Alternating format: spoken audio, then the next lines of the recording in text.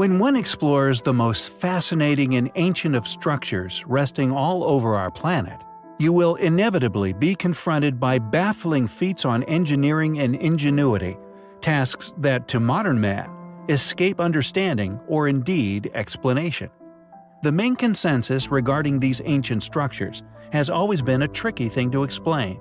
To claim that these marvelous structures were built by primitive people with only primitive tools at their disposal does not only seem absurd to most who have visited such sites, but ignorant of their true past grandeur and the specific characteristics of each of these places.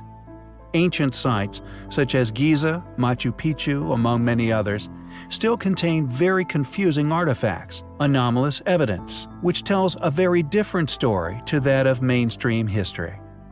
Apart from the Baghdad Battery, largely claimed to have been an ancient form of electroplating, there has been little in the way of physical evidence to suggest the use of electricity within the academically researched ancient times. Yet there are many remnants left, which suggest such activities. Not only are there countless clear examples of past machine-work stone, but most importantly, there is evidence of errors made by these same tools, misstarts, and discovered fault lines. These particular stones discarded, laid bare in the quarries, revealing all the hallmarks of the machine engineering that went into building these wonderful places, these artifacts, once rubbish, now historical treasures. They can tell you the shape and movements of the tools that were being used, showing just how these machines cut into the stones, core drillings also discarded during manufacture, and cut stones discarded due to faults and cracks, revealing the complete preliminary cut marks left by the ancient stonecutters. These fragments of past activities are clearly some of the most important in unraveling these sites' ultimate secrets, yet it is rarely shared in the public arena, and even less frequently researched by official bodies. Along with this vast and perplexing array of remnants, mercilessly left where they fell, strewn amongst the debris of disruption, lay countless extremely hardy machine stone jars, vessels made from some of the hardest rocks on Earth. Some of these jars were made with a round bottom, perfectly machined, balanced on a base no bigger than the tip of a chicken's egg. Sir William Flinders Petrie ultimately realized that only lathe turning could have produced the symmetry and balance found on thousands of these bowls and vases. And Petrie was no fool. In 1894, he founded his own archaeological body, the Egyptian Research Account, which later became the British School of Archaeology in Egypt. He stated, for example, a bowl maker attained curves of exact circularity by rotating the bowl around a fixed blade, and formed a lip by shifting the centering of the bowl. Another round-bottomed vase had walls of such uniform thickness that it balanced perfectly on a curved base.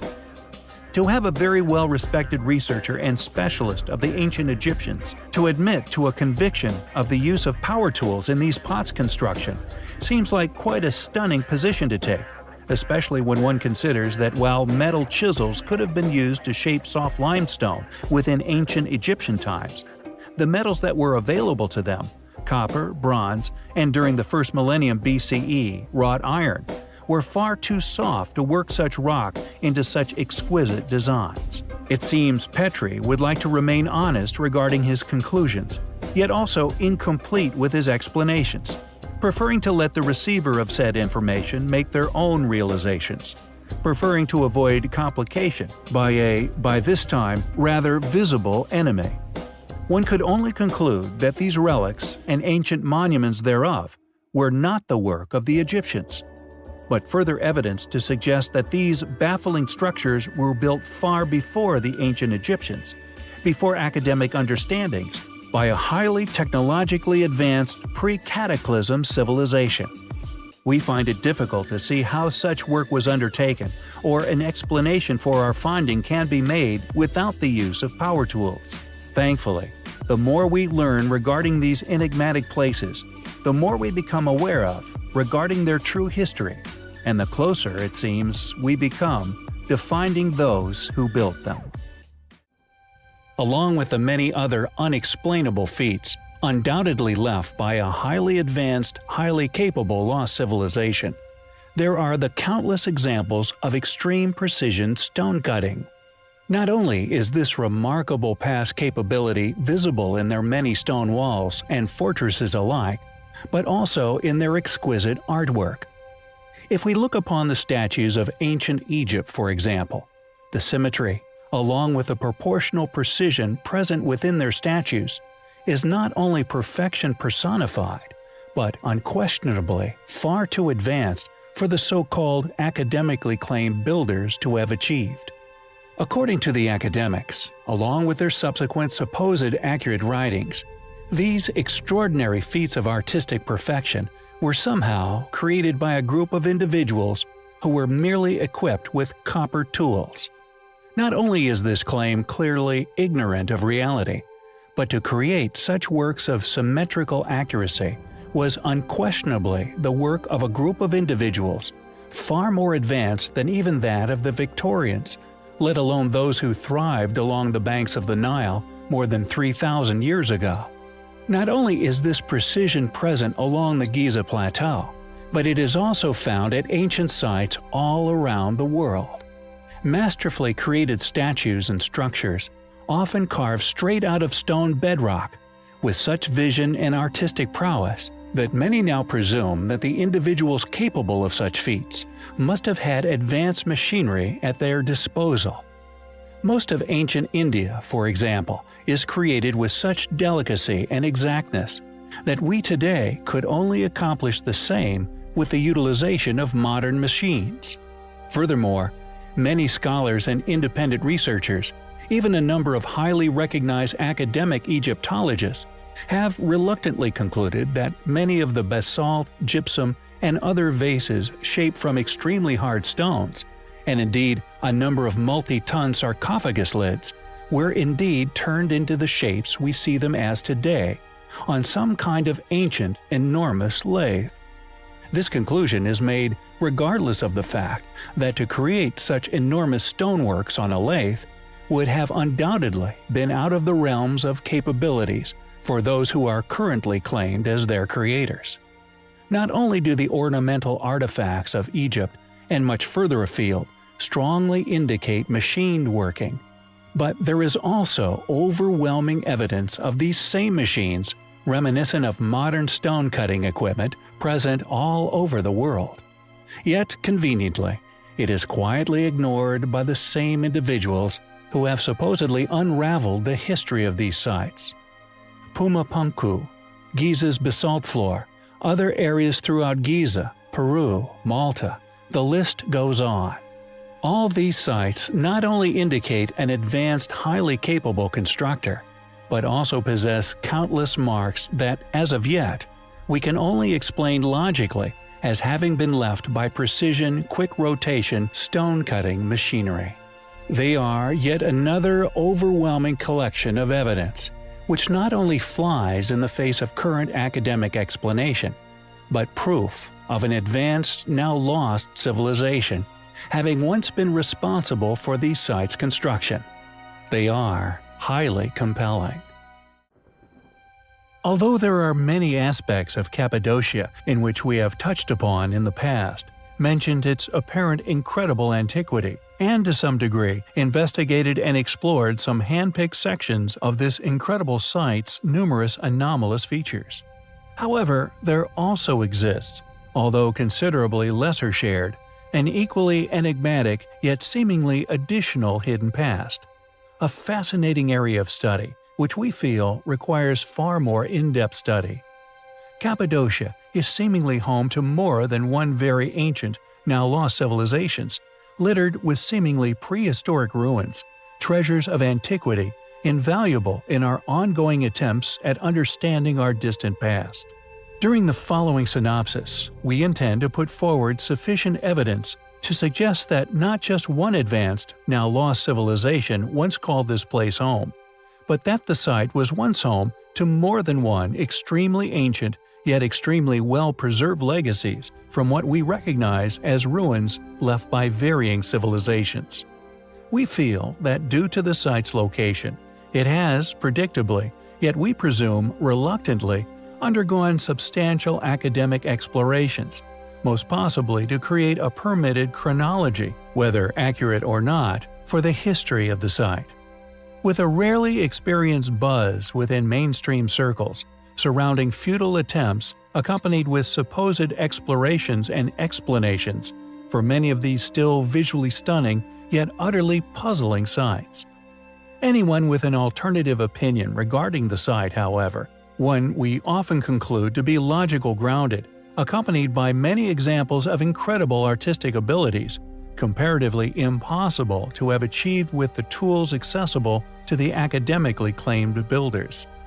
One often senses that many funded, obedient academics find themselves considerably out of their depth when it comes to producing a solid intellectual explanation for the many anomalies we highlight. Encountering almost impossible tasks in producing logical explanations for not only Cappadocia's almost inconceivably huge labyrinths of underground complexes, some so large they are classified as underground cities, each and all hewn direct from solid bedrocks, some to considerable depths, now understood to plummet hundreds of feet into the rock of Earth's mantle. The more impossible this task seems to become. The challenges involved in explaining, and most crucially demonstrating, how these mazes of tunnels and passageways were created and in addition secured.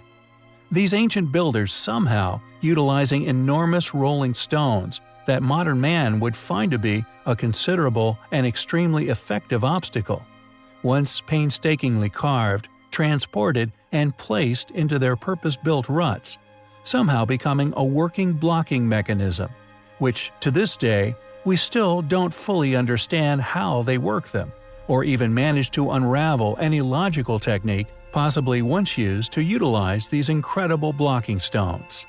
However, as previously mentioned, it is not just these incredibly ancient underground labyrinths which make Cappadocia one of antiquity's least understood, yet clearly one of the most important ancient locations on Earth.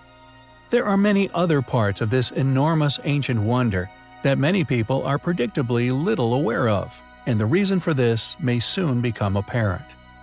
Although underground layers, such as that of Derinkuyu, have an appearance akin to the Neolithic age, in other words, displaying the scars of relics which are unimaginably old, although located in the open air and at the mercy of the far more rapid erosion triggered by weathering the site, and also displays sections which show advanced stone-cutting technologies, absent the tunnels, and was clearly created at a much more recent date, which, unlike the sites which display extremely ancient ages, namely the underground cities, are seemingly from a vastly different time in antiquity.